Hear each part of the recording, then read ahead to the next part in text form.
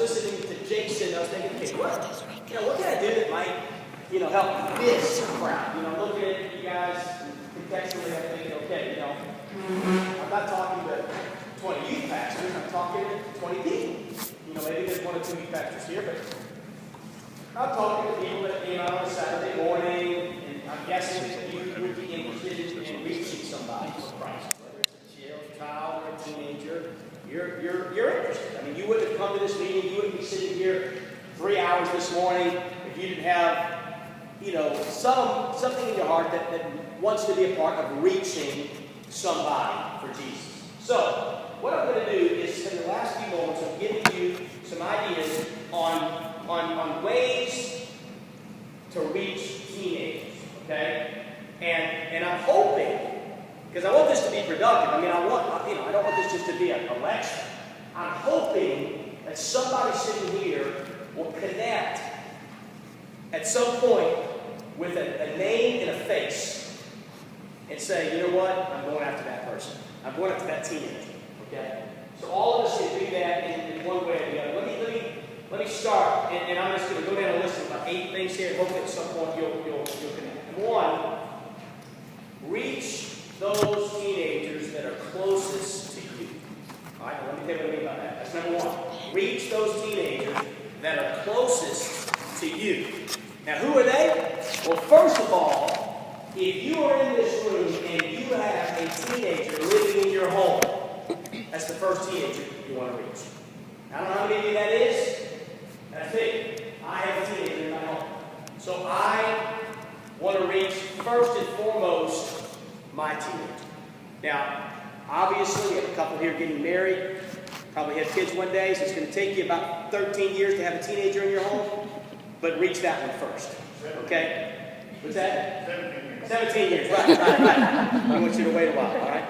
So, and now, others of you, maybe you've already raised teenagers. Some of you, you're on your way or whatever. But the principle is this, that we don't want to lose those closest to us in an effort to reach others. We want to reach those closest to us. Now, I'll give you an idea of how I reach my teenagers, my kids. One way that I do it is I take my kids out on a date every month. And it's called Date Night with Dad. And I actually give them, I do quarterly, I give them a schedule.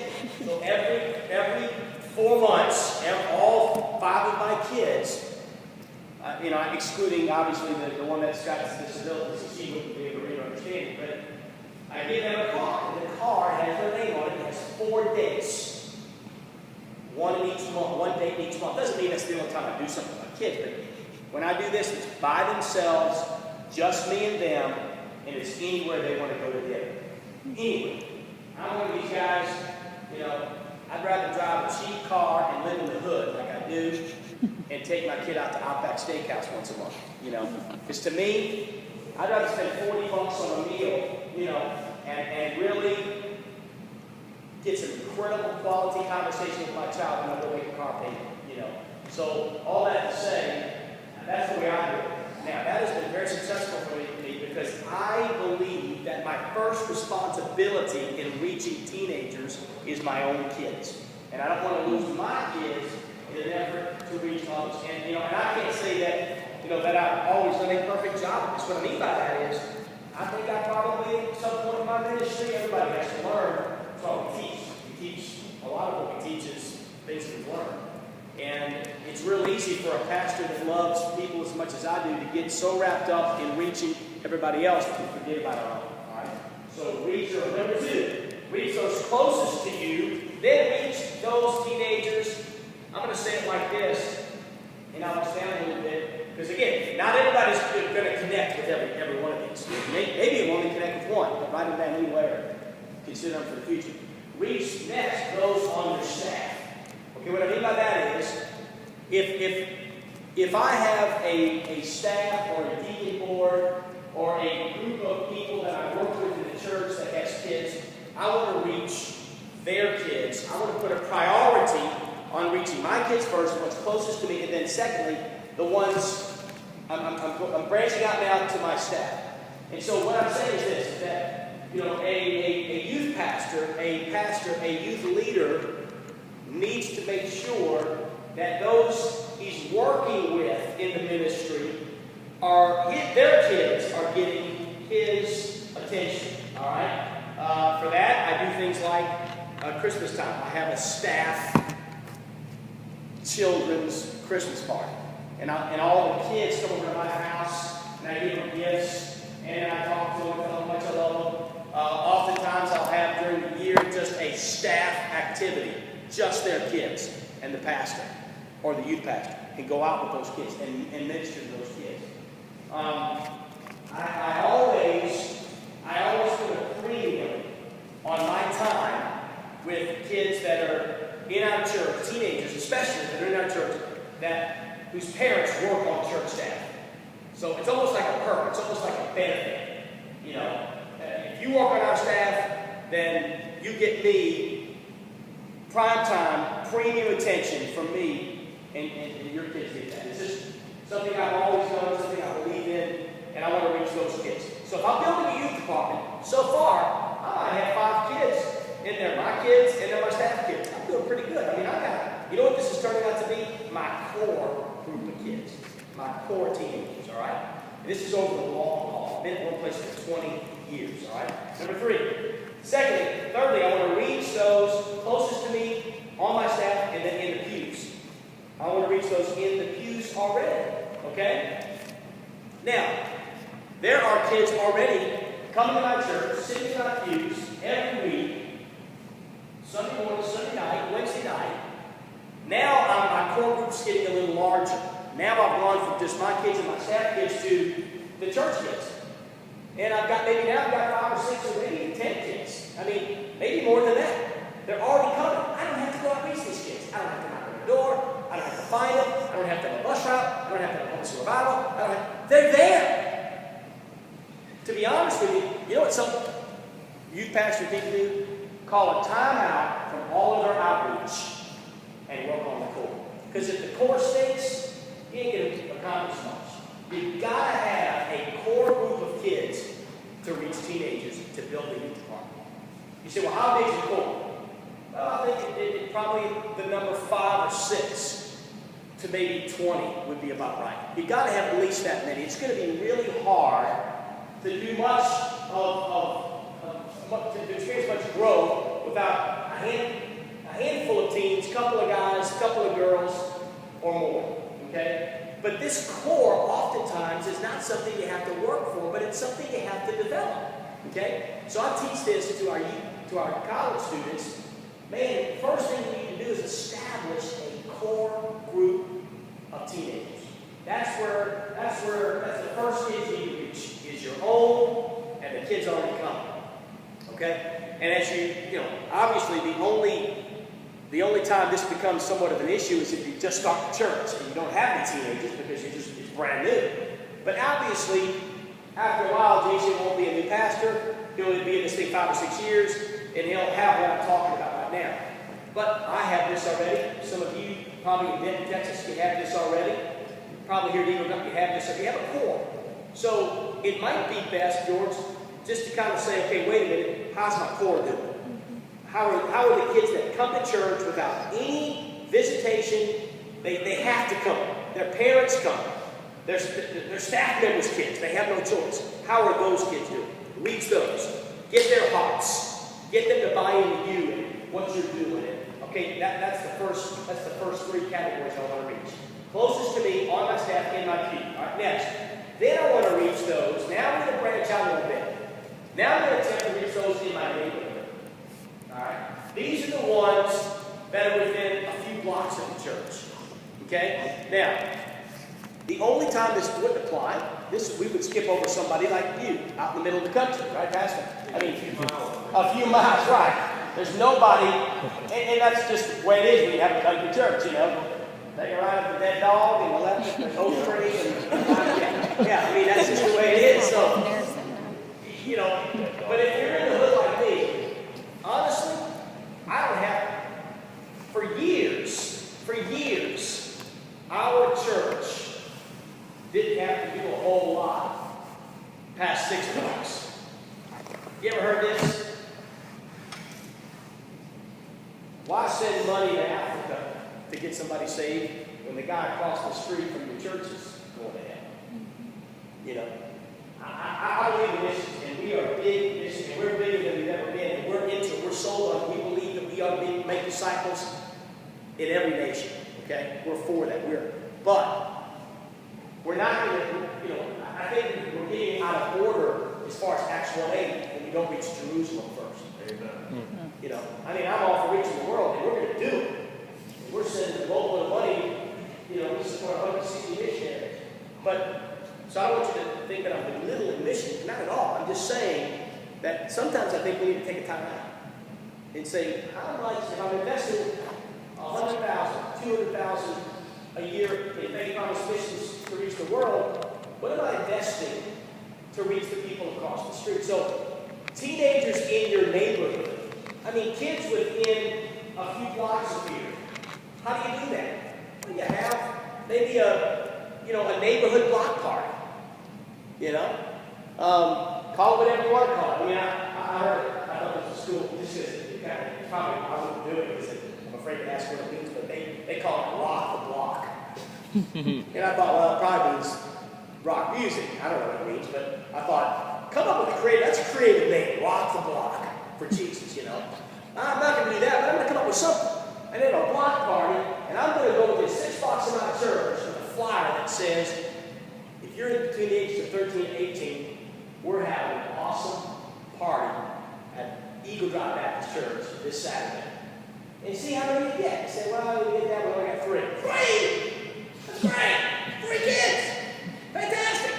You know, if you got 1, it would have been great, right? Who cares? My first youth activity, and I did the gospel out. I love telling the story. First youth activity I ever did the gospel at Baptist Church in Hot Springs, Arkansas. We had 117 acres in Teen Church Sunday. This past Sunday. In the summer, not bad. First one I ever did, 20 years ago, 1 kid showed up. 1. Honestly. Here's my activity. Bowling and Wendy's, $5. I thought that's pretty good. Bowling and Wendy's. Gonna go bowl, but one of Wendy's after. $5 was the cost. 1 kid showed up. Now you say, I just started the church, but I had between me and between my influence and a few others, I had a potential of 7 show up that I knew of, and only one of those 7 showed up. See what you did? Took an ID. I let him keep his $5 because I figured, hey, well, I'm not going to touch $5. Got one. Activity's going to cost me, $10. One game of bowling and Wendy's. Because back then, a meal was $2.99 for a number 1, and bowling was about $50. Back in the good old days, amen. I need a gas now for that. But anyway. That, I think I told you this yesterday, that teenager, he's our Christian school principal. Awesome guy, 30 years old, top notch, Luke Chip, Dave Chipperson, top notch. Great kid, graduate of House Anderson, where he had college back then. But great kid. So all I have to say, hey, if you got 1, you know what? I think we need to look at the 1 a lot different than we do. If you only got 1, guess what? You can spend a lot of time with it. You can really pour your brain into that 1 or 2 or 3. Sometimes I think when we have too many and we're not properly prepared and we don't have a plan and we end up just kind of babysitting and corralling the herd and trying to keep everybody contained, they don't really get anything. They just come and have fun, but they don't get any really God and really, so again, I'm just saying, I'm trying to relieve you guys of some pressure. Try the block party thing and see if you can have 2 or 3, and then you've got 2 or 3 more than you had. See? So I think you go for your neighborhood next. Try to reach somebody within 6 blocks of the church, maybe a mile. Mile's pretty far. That's pretty far. 6 blocks they can walk. See, right now, if all I had show up Sunday at the Gospel Light were people that lived within 6 blocks, and by the way, includes the Pacey family. We live 1 block from the church. So if all I had show up this Sunday was just people that lived within 6 blocks of the church, we'd still have 150. We have at least 150, close to 200 coming within 6 blocks of our church facilities. What that means is we're reaching Jerusalem. We're reaching our area. And by the way, that's big to me. Because honestly, I think it's a huge problem for churches that aren't reaching their neighborhoods. I just think we ought to do it. That's why we're here. That's why we're in this area, to reach the people in our area. So, reaching teams. Closest to me, my own. On my staff, in my pews, in my neighborhood. How do I do that? Proximity, 6 blocks, 8 blocks. Okay, next. Reach those in my area. Now, this is farther than just 6 blocks. This is my area. This is my general area. You know how cities, are divided up. I know Hot Springs is. It's like, okay, I'm over there, over by Hobson Street, or we're over on, towards Valve, or we're over here by Magic Springs. I mean, everybody kind of knows what area they live in, and bus stops are divided up that way, and public schools are divided up that way. Well, our area is in the center of the city. We're in the heart of the city. So I've got this area that I'm going to reach, and this is where I'm going to start my van route to reach teams. Okay? So this thought deals with a van, or like my son's bus, the bikes. They had 35 teams a few weeks ago on his bus. He's going and picking up in an area of teenagers, because I'm trying to build a youth department. I'm telling my youth pastor, I'm kind of acting this out for you. I'm telling my youth pastor, hey man, listen, we got to reach more teams, buddy. We got a good group here, but let's reach more. Let's get. So he says, preacher, you get me a van, and I'll reach. So I give him a van. It's a 15-passenger van. You can get those things for $2,000, $3,000. That'll run forever. And you can get a van. We got a van right now that's got 268,000 miles on it. Where's that top? I wouldn't let it go to Little Rock. But I think it would run until Jesus comes within a mile of the church, so we just bought a 1995 van from a Methodist church with 89,000 original miles. Wow. It's awesome, And so all that to say, get your old van and run that thing. Pick it up, teenagers only, in your area. Okay? So, send that thing 2-3 miles out. Make it to where it's easy to get to church, it's quick to get to church. You could fill it up with gas and run it for 3 months, because you're not going far. Because teenagers that live in your area will know about your church, they'll already have heard about it. So that's the next thing. Now let's branch out further. Then, reach them in your city. Now this is where the bus ministry comes in, okay? This is where you insert the bus ministry. Now I'm getting teams coming in from everywhere, because we've got a bus running out in Lake Hamilton. We've got a bus running out in Fat Lake. We've got a bus running out in Lakeside. We've got a bus running. So now these buses are coming in and they're bringing some teenagers. So now our youth department went from 5, my own, 10, the core, 15, the neighborhood, 25, the area, 45, the city. I'm growing. I'm getting bigger. I'm reaching more kids because I'm expanding, because I got all kinds of potential. I got to start somewhere, but now I'm growing. All right, let me give you some other areas about the city. The bus ministry. Here's another good way to reach your city, is have things like a crusade, Spa City. We do what we call Spa City Crusade. Craig Underwood does it every year. Gets a bunch of teenagers together, gives away something crazy, has a music group in. We had the ballrooms in this year. Let them sing, get teenagers together, preach the gospel, get 15, 20, 30 of them saved, and then follow up on those kids for the next 6 months. I have under here, that's right. Because my next thing is this. Reach those in the public school. Now, let me explain what I mean by that. Obviously, all of these kids probably go to public schools, but the public schools are the most unreached people group in the world, in America. Jason knows this. I mean, good night. There's thousands of kids that go to public schools that are just unchurched and unreached and unsaved. That's where public school revivals come in. Of course, Jason can teach on this much better than I could, because he's involved in that. But I have been involved in some of it, but it's a great concept to have a public school revival. What is the group? Fellowship of Christian Athletes. Great group of people. We have a Fellowship of Christian FCA guy. We have them come in our church and teach in our college. He's Southern Baptist, I could care less. Because I want that guy on my side. He loves us. I let him teach our youth class 3 times a year. He comes in, he's a real cool guy. Make sure I just say, just use the King James if you don't mind. I appreciate it. He uses the King James, he's great about it. And he teaches. He taught at the NYWC this past year. I let him come and teach a session on FCA and how do you reach kids in public schools. Great guy. Loves kids. What's the thing he said? Had that field of faith thing. They had contemporary Christian music. We went anyway. They had 1,000 teenagers there. Ended up having like 150 saved. And the guy liked us so much, he gave us a ton of the decision cards to follow up on. Hey, I can listen to a few songs to get those decision cards, you know. All that to say, FCA is a great way to get into public schools. So here's what we've got going on. 7 o'clock in the morning, 7:30, at Lakeside School. We've got some of our college kids that go over there and attend FCA.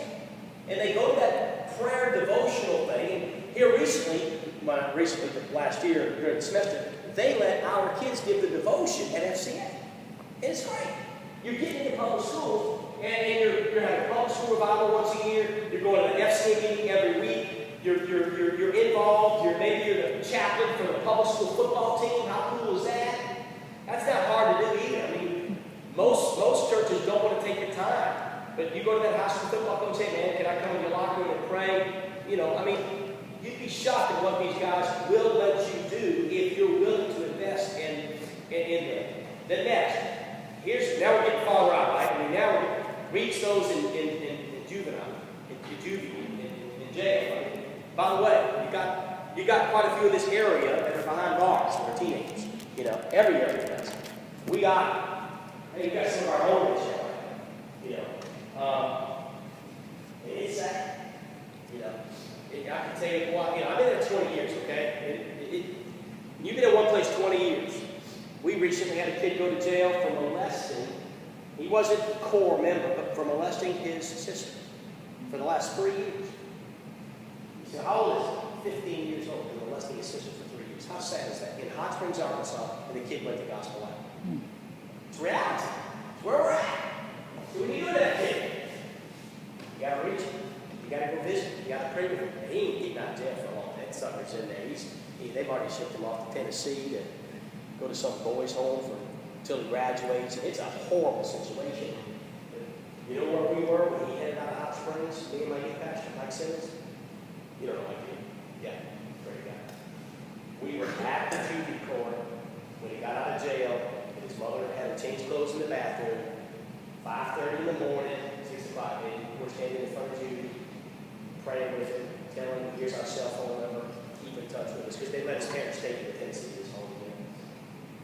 Serious stuff. But they need to be reached, they need to be right. It's horrible. I mean, you know. But what I'm saying is that there's so much opportunity, there's so many things to do, there's so many ways to reach teenagers. Okay? Alright, next thing. Finally, or almost finally, I'm going to partner with churches in my area to reach teens. Now, fortunately, some of you probably can partner with maybe other independent Baptist churches. I don't have that pleasure. There's one independent Baptist church in our town that runs like 12. Okay?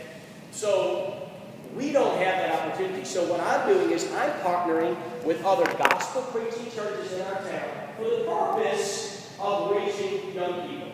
We're talking about ways, you know, I got one guy that lets us use his gym.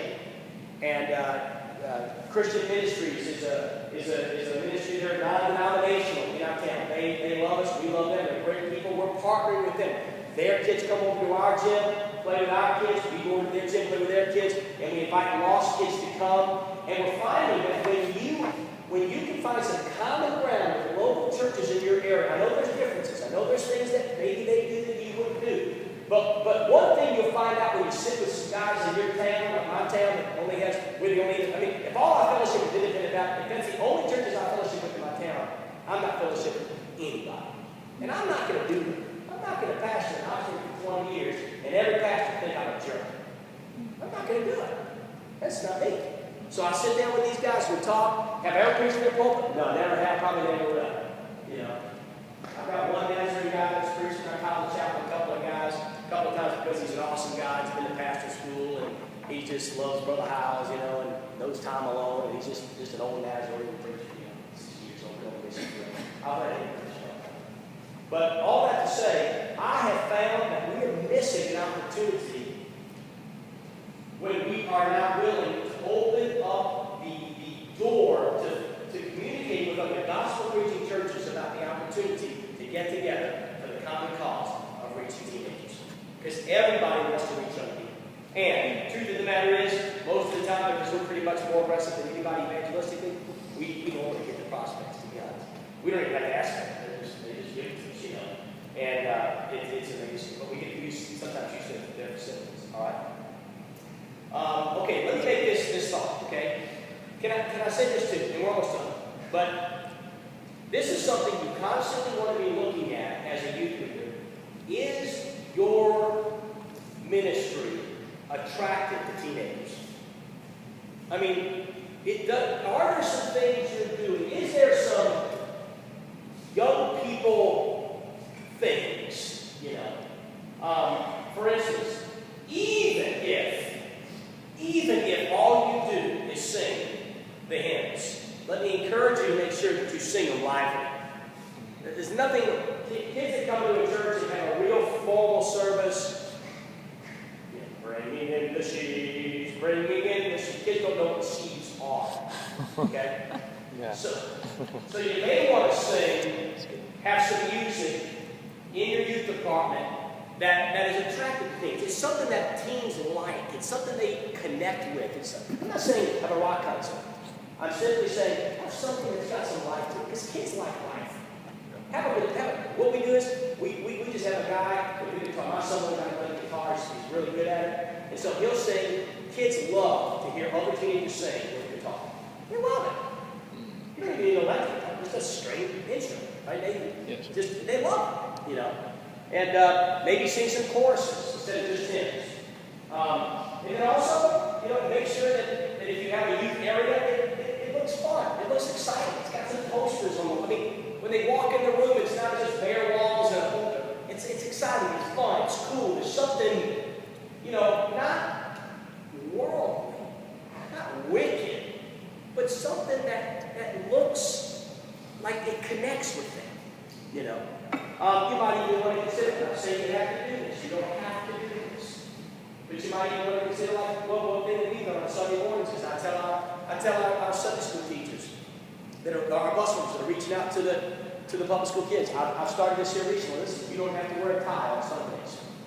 It's 105 degrees out there. You're on your lunch route. You know, Jason said you wear the same suit. You do that now. We don't make you wear a suit on Sundays on the bus anymore.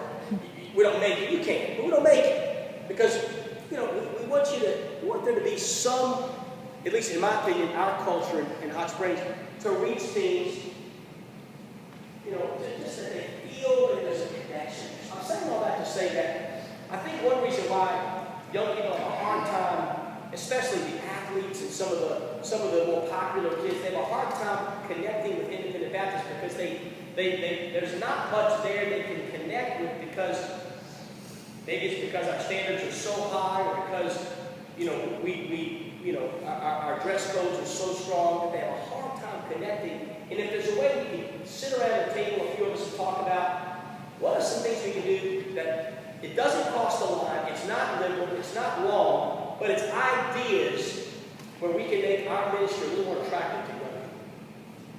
And if you can't come up with anything, then just stick the way it is. But if you come up with a few things, try them. If you don't like it, don't do it. But I'm just suggesting some ideas and some ways in this culture to reach people.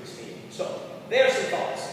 Hopefully that progression will connect you at some point with who you need to be reaching, how you can reach them. And here's the ultimate goal. The ultimate goal is to grow a youth department from 1 to 3 to 5 to 7 to 8 to 10. You say, brother, what are your plans? Well, we have, you know, right now we're trying to do something. We're trying to split our youth department. And we just moved the 6th grade only in church, not in the Christian school, but only in the church. We put the 6th, 7th, and 8th together because that's the way it is in public school, right? Y'all have it here too, 6th, 7th, and 8th? Yeah. So we put that only in church. We put the 6th, 7th, and 8th in one church, and the 9th and 12th in another. So we've got one youth department, but 2 departments. So we're hoping that in splitting those two, now that we've gotten to that 100+ range, to where those 2 groups can now reach more of their age group and grow their youth departments and come together every now and then for camps and conferences and maybe a few youth events. Where you're at, with 10, 20, 15, 5, wherever you're at, take what you've got, define that core, and then start growing out of that core